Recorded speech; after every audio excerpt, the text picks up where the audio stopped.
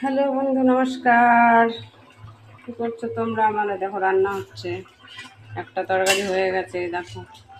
মাছ দিয়ে সজনে ডাঁটা আলু দিয়ে। তোমরা খাও নাকি জানি না, আমরা খাই। তাই মাছ দিয়ে আলু দিয়ে সজনে ডাঁটা করেছি। এই তরকারিটাই দেখো, এই তরকারিটা হয়ে গেছে। আর একটা তরকারি হবে, দেখো। ছোটো ছোটো করে মাংস পিস করে কেটে আলু দিয়ে, এটা কাঁঠালের চট।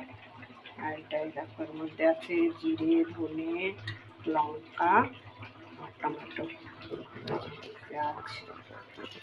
এইটার মধ্যে আছে লঙ্কা আর আদা বাটা। তাও একটা দুটো লঙ্কা আবার চিড়ে দিয়ে দিয়েছি। এটা একবারে বেটে রাখি, তাহলে রোজ রোজ আর বাটতে রান্না সুবিধাও হয়, একটুখানি লাগে, ওইটুকু বাটতেও অসুবিধা। ওই জন্য একবারে পিষে রেখে দিই ফ্রিজে। ঠিক আছে। আর এই দেখো হচ্ছে ভাত।